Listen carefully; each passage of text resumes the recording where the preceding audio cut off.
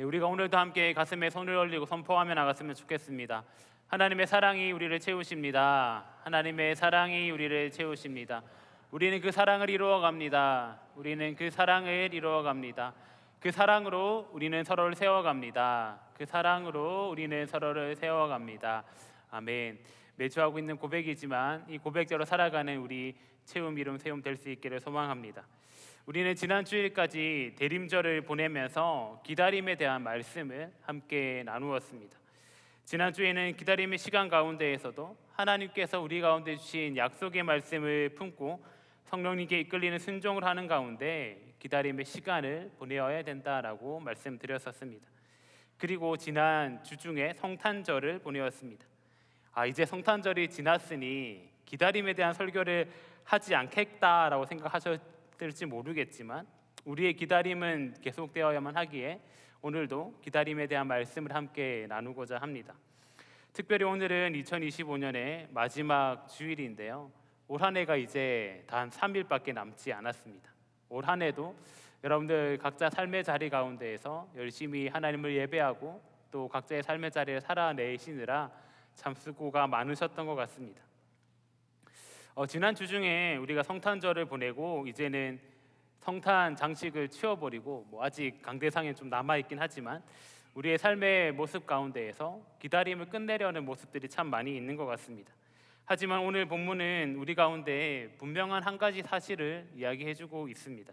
그것은 무엇이냐면은 예수님께서 우리 가운데 오셨음에도 불구하고 우리 가운데 마치지 않는 기다림이 계속되어야 한다라는 것입니다. 더 나아가서 이제부터 진짜 기다림이 시작된다라는 것을 오늘 본문은 이야기하고 있습니다. 오늘 말씀을 더 깊이 나누기 위하여서 오늘의 본문인 요한복음의 특징을 몇 가지 알아야 됩니다. 요한복음 바로 앞에 있는 마태, 마가, 누가 이 복음서를 우리는 공간복음이다라고 이야기하고 있습니다. 공통된 관점을 가지고 작성되었다라는 의미에서 공간복음이다라고 이야기하고 있습니다. 그런데 이 세 개를 공간복음이라 하고 요한복음을 따로 이야기한다는 것은 요한복음이 이 세 개의 복음서와는 다른 독특한 점이 있다라는 것을 뜻하는 것이겠지요. 공간복음이 예수님의 탄생 이야기, 즉 이 땅에서의 이야기로부터 시작을 한다면 요한복음은 태초에로 시작을 하면서 하늘의 이야기로부터 시작이 됩니다. 이 이야기가 진행되는 시점을 가장 높은 곳으로 올려가지고 예수님께서 이 땅의 근원과 생명의 빛 되심을 이야기하고 있는 것입니다. 또한 고대의 교부 클레멘스는 요한복음을 가리켜서 영적인 복음서이다라고 이야기하기도 하였습니다.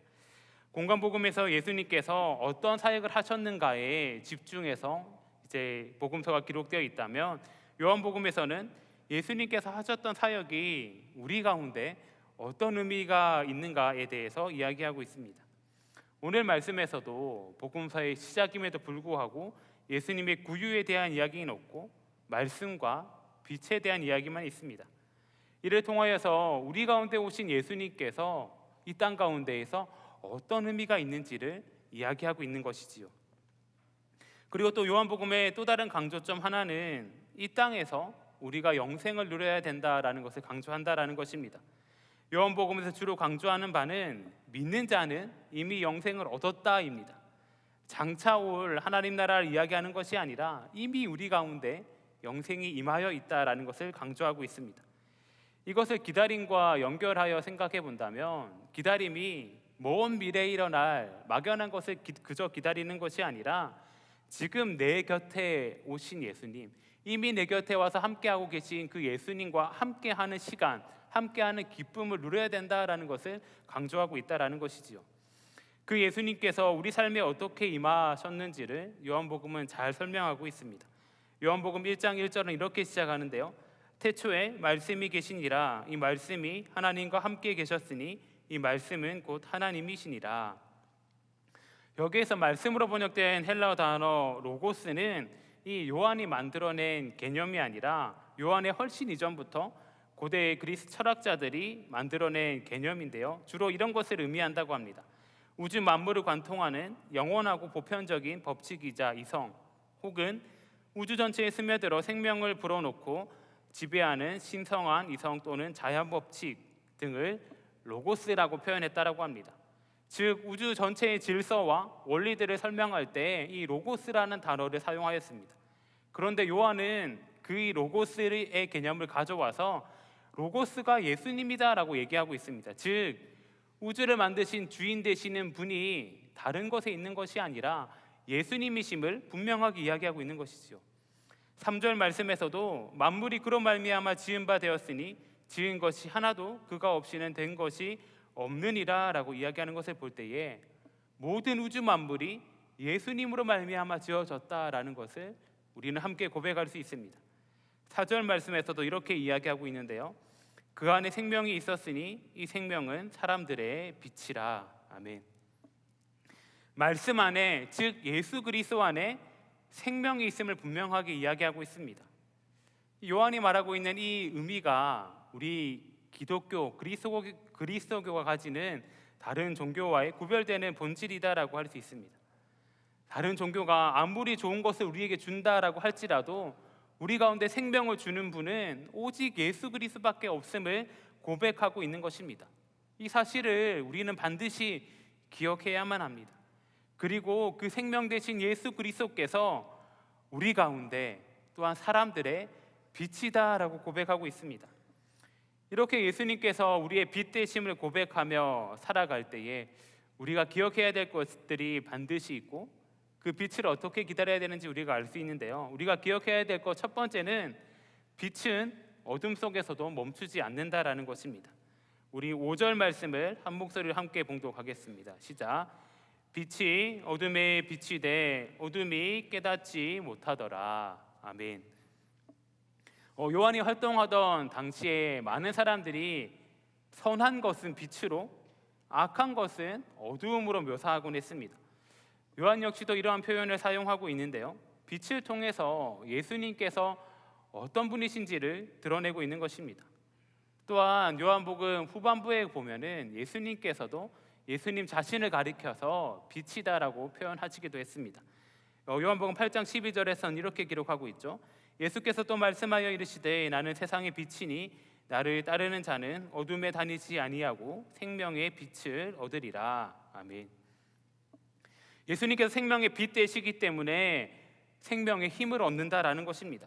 생명의 빛이신 예수님께서 어둠 가운데 비추이고 있다라는 것입니다. 오늘 말씀에서 빛이 어둠에 비추되라고 기록하고 있는데요, 이 비추되로 기록된 이 단어를 잘 살펴보아야 됩니다. 이 단어를 잘 살펴보게 되면 현재 시제 능동태로 구성되어 있는데요, 헬라어에서 현재 시제는 동작이 계속해서 반복되는 것을 의미합니다. 반복된다는 것은 어떤 것을 의미할까요? 빛이 비치는 것이 하나님께서 천지를 창조하신 그 순간부터 지금까지 계속해서, 아니죠, 더 나아가서 예수님께서 다시 오시는 그 순간까지 한순간도 끊이지 않고 비친다라는 것입니다. 또한 능동태로 되어 있기 때문에 다른 힘으로 빛나는 것이 아니라 예수님 그 자체로 우리 가운데 빛난다라는 것이지요. 유대인은 물론이고 이방인에도 비치고 있고요, 하나님의 빛이 계속해서 우리 가운데 비치고 있으며 빛으로 하나님 자신을, 예수님 자신을 나타내고 계시다라는 것입니다. 그러니 그 빛이 지금 우리에게까지 임하고 있습니다. 그렇다면 빛이 하는 역할은 어떤 것이 있을까요? 오늘 말씀에서는 빛이 어둠에 비치되 어둠이 깨닫지 못하더라 기록하고 있는데, 이 한글만 놓고 보면은 조금 이해하기가 어려운 것 같습니다. 깨닫다라는 말이 우리말에서는 머리로 이해하다라는 뜻이 있기 때문입니다. 그런데 이 깨닫지 못하다에서 깨닫다가 가지는 본래의 의미는 움켜잡다, 엉두르다, 정복하다라는 의미를 가지고 있는데요, 그렇게 오늘 5절 말씀을 다시금 이야기한다면 빛이 어둠에 비칠 때에 어둠이 빛을 삼키려 할 수도 있겠지만 결코 어둠이 빛을 이기지 못한다, 정복하지 못한다라는 의미가 있습니다. 이것은 우리가 너무나도 잘 아는 사실이기도 합니다. 작은 촛불 하나라고 할지라도 주변이 어두우면 어두울수록 더 빛을 발하기 마련입니다. 아무리 어둠이 힘을 쓰려고 한다 할지라도 이 빛을 결코 이길 수가 없다라는 것입니다. 그런데 우리 인간은 참 너무나도 연약하기에 마치 어둠이 빛을 이기는 것과 같이 보이는 순간들을 마주하곤 합니다. 지난 한 해인 2025년을 돌아볼 때에도 때로는 관계의 문제들로, 때로는 재정적인 문제들로, 때로는 여러 가지 문제들로 인하여서 내 인생의 빛이 사라진 것만 같은 순간을 경험하셨던 분들도 계실 것 같습니다. 하지만 말씀에서 기록하고 있듯이 빛이 완전히 사라진 시간은 없습니다. 어두움은 빛을 결코 이기지 못합니다. 그저 우리가 느끼기에 잠시 잠깐 빛이 없는 것처럼 보였을지 모르겠습니다. 그러나 빛은 멈춘 적이 없습니다. 하나님께서는 일하기를 멈추지 않으셨고 생명의 빛은 여전히 우리를 향하여서 계속해서 비추고 있다라는 것입니다. 주님 다시 오심을 기다리는 우리의 자세가 이것을 반드시 기억해야만 합니다. 청년의 시기를 보내는 이때 가운데에 우리 삶에 어둠이 찾아오는 것처럼 여겨지기도 하고, 청년의 시기를 잘 보냈다 할지라도 신앙의 여정을 살아가다 보면 우리 삶에 어둠이 찾아온 것 같이 여겨지는 순간들이 반드시 찾아오게 되어 있습니다. 이때에 우리가 기억해야 될 것은 어둠을 바라보는 것이 아니라 빛이 반드시 어둠을 이긴다라는 것을 기억하면서 빛을 바라보는 것입니다. 빛을 바라본다라는 것이 너무나도 중요한 것 같습니다. 예를 들어 우리 가운데 빛이 있다라고 이야기를 해봅시다. 지금도 많은 조명이 저를 비추고 있는데요. 그런데 만약 제가 이 빛을 바라보지 않고 빛을 등지고 있다면 제 눈에 보이는 것은 어떤 것일까요? 아마 그림자가 보일 겁니다. 어둠이라고 생각되는 그림자가 보일 것입니다. 우리 눈에는 그림자밖에 보이지 않게 될 것입니다. 반면에 제가 빛을 정면으로 바라보게 된다면 어떤 게 보일까요? 우리 눈에는 어둠이 비치는 것이 아니라 빛이 보이는 것이 될 것입니다. 이처럼 빛을 바라보고 있는 것, 빛을 향하여서 우리 삶의 방향을 정하는 것이 너무나도 중요합니다. 제가 빛을 바라보고 있다 할지라도 제 뒤편에는 여전히 그림자가 있을지 모르겠습니다. 하지만 제 눈이, 우리의 눈이 그것을 바라보지 않는다라는 것입니다. 이처럼 우리의 삶과 신앙은 어둠이 있다는 사실을 부정하진 않습니다. 어둠이 반드시 찾아오기 마련입니다. 어둠이 있을 수 있음을 그대로 인정합니다. 그러나 결코 어둠의 시선을 뺏기지 않습니다. 어둠이 찾아오면 찾아올수록 빛이 어둠을 이긴다라는 사실을 기억하면서 빛을 바라보고 나가야 한다라는 것입니다. 혹여 여러분의 삶 가운데에 어둠이 찾아온다 할지라도 어둠을 바라보는 것이 아니라 그 작은 빛 하나가 모든 어둠을 이긴다라는 사실을 반드시 기억하시면서 빛을 바라보고 빛을 향해 나아가실 수 있기를 간절히 소망합니다.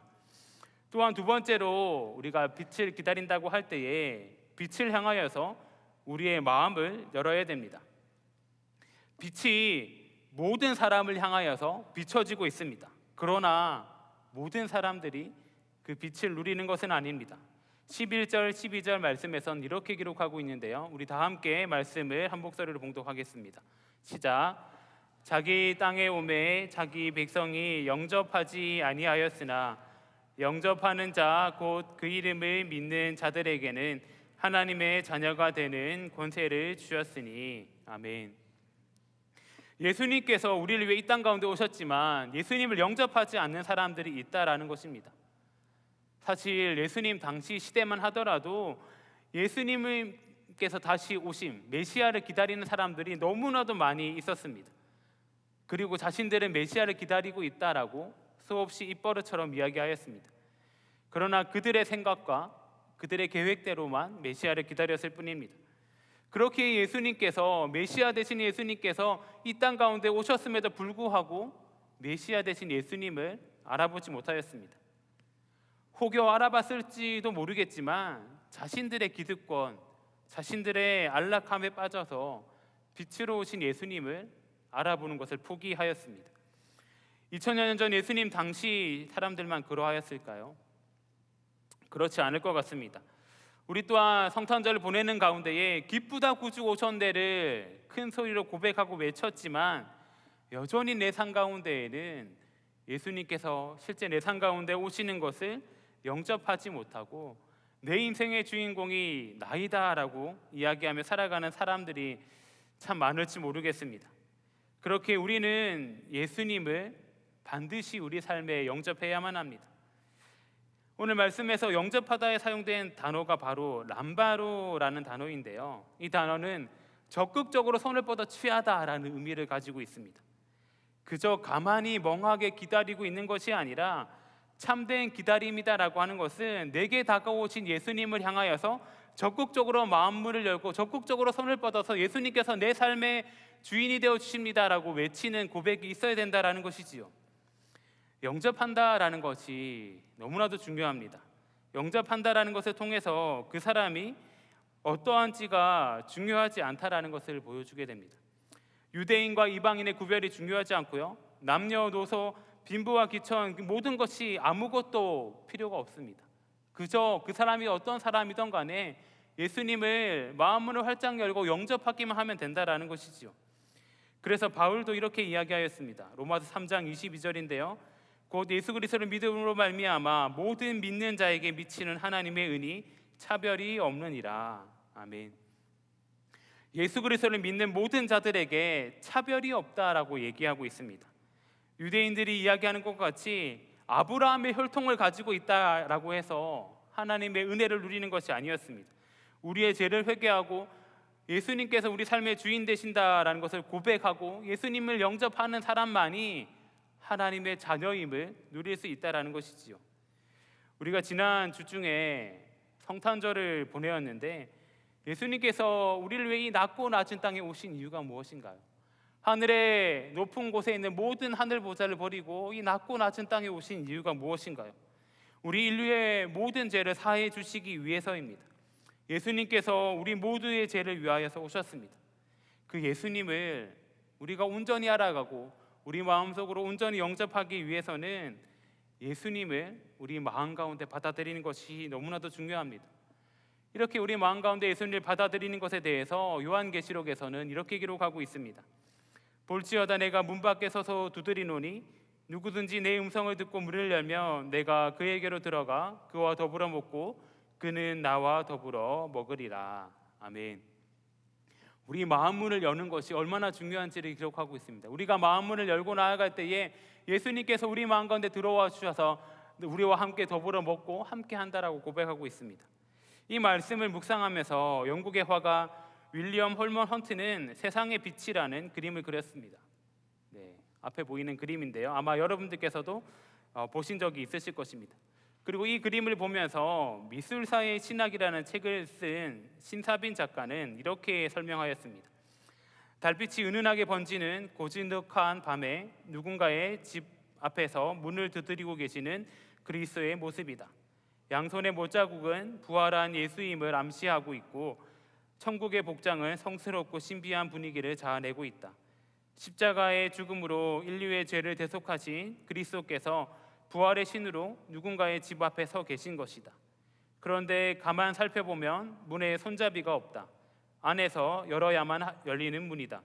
또한 무성하게 자란 숲풀이 문 전체를 뒤덮고 있는 것으로 보아 이 문은 오랫동안 열리지 않았다는 것을 알 수 있다. 얼마나 오래 이 집 앞에 서 계셨던 것일까? 그리스도의 얼굴이 왠지 슬퍼 보이고 고요한 밤을 밝히는 둥근 달만이 그리스도의 오랜 기다림을 지켜주고 있는 것 같다. 이 그림에서 보여주고 있는 것처럼 또 이 작가가 쓴 이야기처럼 예수님께서는 지금도 여전히 우리 마음문을 두드리며 우리 마음문 앞에서 우리를 기다리고 계십니다.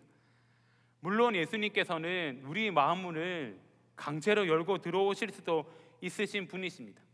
그럼에도 불구하고 문고리가 없다라는 것은 예수님께서 우리 스스로 우리 마음문을 열기를 기다리고 계신다라는 것입니다. 토조 목사님께서도 하나님을 찾는 열망이라는 책에서 이와 같은 이야기를 하였습니다. 하나님은 언제나 우리를 향해 자신을 전심으로 내어주려 하시지만 정작 우리는 그분을 취할 준비가 되어 있지 않다. 믿음은 단순히 동의하는 것이 아니라 하나님을 향해 영혼의 손을 뻗어 그분을 내 것으로 붙잡는 적극적인 행위이다. 이 그림이 설명하고 있고 이 목사님이 얘기하고 있는 것처럼 하나님께서는 우리가 적극적으로 손을 뻗어서 하나님을 붙잡기를, 하나님을 갈망하기를, 하나님 앞에 나오기를 원하고 계신다라는 것입니다. 정말 많은 사람들이 주님, 하나님, 제 마음 가운데 들어와 주세요.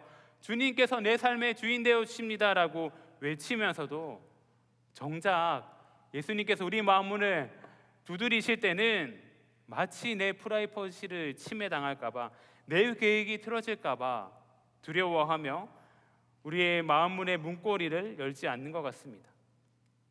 그런데 앞서 말씀드린 것과 같이 영접이라는 것은 아주 적극적인 행위입니다. 주님의 부르신 가운데 민감하게 반응하면서 기꺼이 내 삶의 통제권을 내어드리고 내 마음의 주인이 예수 그리스도이심을 선포하는 행위라는 것입니다. 한 해를 마무리하는 이때 가운데에 예수님께서 내 삶의 주인 되심을 적극적으로 고백하면서 내 삶의 주인, 내 마음의 주인이 예수님이심을 고백하며 나아가는 모든 동안의 청년들 될 수 있기를 간절히 소망합니다. 또한 세 번째로 우리는 빛을 전하는 사람이 되어야 됩니다. 예수님께서 내 삶의 주인 되심을 고백하고 인정한다면 우리는 하나님의 은혜를 누릴 수 있을 텐데요, 그 누리는 은혜에 대해서 오늘 말씀은 이렇게 이야기하고 있습니다. 우리 14절 말씀을 함께 한 목소리를 봉독하겠습니다. 시작.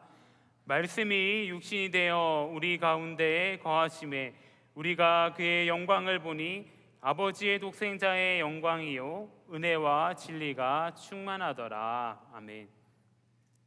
우리 가운데 너무나도 잘 알려져 있는 말씀이고 많은 분들이 암송하시는 말씀 중에 하나일 것 같습니다. 오늘 말씀 가운데 기록된 거하심에가 원어로는 스케노인데 장막을 치다라는 의미가 있습니다.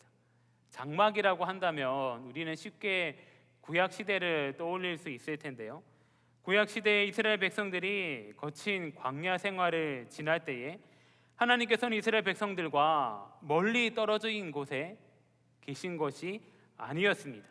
백성들이 거하던 곳 바로 옆에 성막이라는 텐트를 치고 장막을 치고 이스라엘 백성들과 함께 하셨습니다.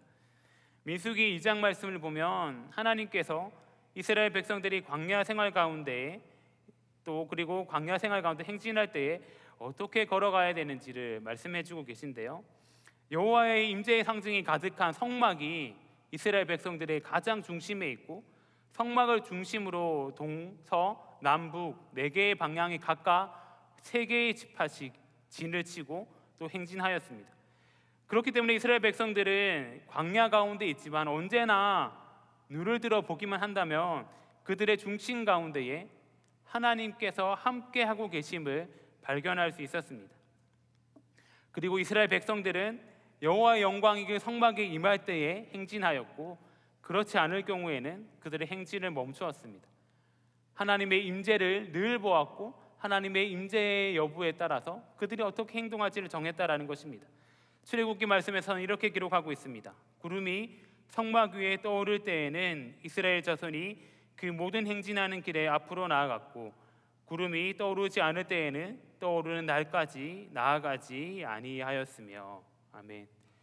이 말씀은 하나님께서 이스라엘 백성들 가운데 멀리 계신 것이 아니라 그들의 삶의 중심 가운데 함께 하셨고 그 삶의 중심 가운데 함께 하심으로 말미암아 하나님께서 어떻게 행동하시는지에 따라서 이스라엘 백성들의 행동이 결정되었다라는 것입니다. 그런데 오늘 말씀에서도 말씀이 육신되어 우리 가운데 거하신다, 우리 가운데 장막을 치신다라고 말씀하고 있습니다. 즉 말씀이신 예수님께서 육신의 몸을 입고 우리 가운데 오셨고 우리 삶에 멀리 동떨어진 곳에 있는 것이 아니라 우리 삶의 한 복판 가운데에서 우리와 함께하고 계신다라는 것을 이야기하고 있는 것입니다. 예수님께서 멀리 계신 것이 아니라 여러분들의 삶의 현장 한 복판 가운데 함께 하신다라는 것입니다. 때로는 기쁜 순간에도, 때로는 슬퍼서 눈물 흘리는 순간 가운데에도 어떤 특정한 순간에만 함께 하시는 것이 아니라 우리 삶의 모든 순간 가운데 여러분들과 함께 하고 계시다라는 것입니다. 여러분들의 삶의 한 부분 가운데에서 장막을 치고 함께 하고 계신다라는 것입니다. 예수님께서는 여러분들을 단 한 번도 혼자 두신 적이 없으십니다. 예수님께서 우리 삶의 가운데 함께 하시기 때문에 우리는 다시 오실 예수님을 기다리는 그 기다림의 순간 가운데에서도 더 이상 외롭거나 힘들어하지 않아도 괜찮습니다. 우리는 이 사실을 분명하게 기억해야만 할 것입니다. 우리와 함께 하시는 예수님과 함께 해야 된다는 사실을요. 그런데 우리의 신앙은 여기서 멈춰서는 안 됩니다. 우리의 신앙은 더 나아가야만 하는 것입니다. 오늘 말씀 후반부에 보면 이렇게 기록하고 있습니다. 은혜와 진리가 충만하더라. 여기서 말하는 충만은 그릇이 꽉 차서 흘러 넘치는 상태를 의미합니다. 우리 안에 빛 대신 예수님께서 오셔서 그 예수님께서 주시는 은혜와 진리가 충만하다면 나만 그것을 누리는 것이 아니라 자연스럽게 충만하여져서 또 넘쳐 흘러서 밖으로 흘러가야 된다는 것을 의미합니다. 앞선 대지와 연결하여 이야기한다면 빛이신 예수님께서 모든 어둠을 물리치심을 기억하고 우리가 주님을 영접하고 예수님께서 우리 가운데 함께 거하심을 기억한다면 그 모습을 통하여서 우리 가운데 은혜와 진리의 수위가 넘쳐서 높아져서 흘러 넘쳐야 된다는 것이죠.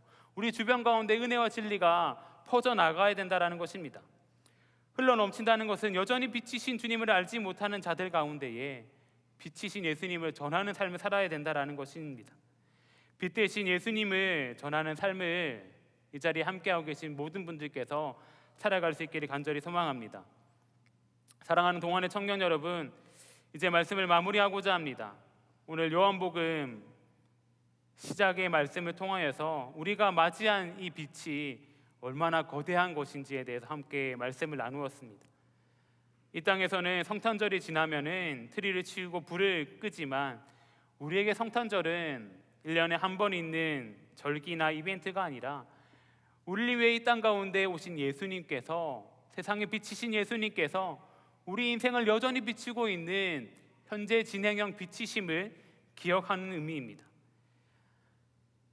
또 한 해를 마무리하는 마지막 주일에 2025년을 돌아볼 때에 아마도 여러분들께서 느끼셨던 실패에 대한 기억들, 또 관계에 대한 상처들, 또 스스로에 대한 실망감들이 있으신가요? 어두움이 있으신가요? 하지만 오늘 말씀을 통해 나누었듯이 어두움은 결코 빛을 이기지 못함을 기억할 수 있길 소망합니다. 여러분들 가운데, 여러분들 삶 가운데 빛이 이미 시작되었음을 기억할 수 있길 소망합니다. 그리고 그 빛 대신 예수님을 향하여서 여러분들의 마음문을 활짝 열 수 있기를 소망합니다. 지금 이 순간에도 주님은 여러분들의 마음 문 밖에 서서 여전히 문을 두드리고 계실지 모르겠습니다. 2026년을 맞이하며 나아갈 때에 매일의 삶 가운데에서 매일의 아침 말씀과 기도로 시작하면서 예수 그리스도를 우리 마음 문을 열고 여러분들의 식탁 가운데 초대할 수 있길 소망합니다. 그 적극적인 행위가 있을 때, 그 적극적인 영접이 있을 때에 우리가 실제로 예수님과 함께 더불어 먹고 마실 수 있을 것입니다. 또한 그 삶으로 말미암아 우리 가운데 예수님께서 은혜와 진리가 충만하게 됨을 기억하면서 그 은혜와 진리를 흘려보낼 수 있길 소망합니다. 여러분들의 삶을 통하여서 여전히 빛이신 예수님을 알지 못한 채 죽어가고 있는 그 자들 가운데에 빛 대신 예수님을 전하는 삶을 살아가는 동안의 모든 청년들 될 수 있기를 간절히 소망합니다. 아멘. 함께 기도하겠습니다. 태초부터 생명의 빛으로 오셔서 우리 인생의 어두운 길을 밝혀주신 하나님 아버지, 올 한 해 우리의 삶을 돌아볼 때에 때로는 좌절과 불안과 어두움이 있을지 모르겠지만 주님께서 주시는 빛은 결코 어둠에 정복당하지 않았음을 이 시간 고백하며 나아갑니다. 우리가 어둠의 상황 가운데 매몰되지 아니하고 이미 승리하신 그 빛을 향하여서 우리의 눈을 들고 나아갈 수 있게 하여 주시옵소서. 지금도 우리 마음 문을 두드리시는 주님의 음성에 귀를 기울이오니 우리의 고집과 불안은 내려놓게 하여 주시고 오직 예수 그리스도만을 우리 삶의 주인으로 적극적으로 영접할 수 있게 하여 주시옵소서. 우리 삶의 현장인 일터와 또 가정과 모든 삶의 현장 가운데 장막을 치시고 동행하여 주시는 주님을 신뢰하며 나아갑니다. 우리 안에 주님의 은혜와 진리가 충만하여서 그 은혜와 진리가 넘쳐 흘러 우리 주변 가운데 빛 대신 예수님을 자연스럽게 전하는 삶을 살아가는 우리 될 수 있게 하여 주시옵소서. 우리 인생 가운데 참 빛으로 오시는 우리 주 예수 그리스도 이름으로 기도드리옵나이다. 아멘.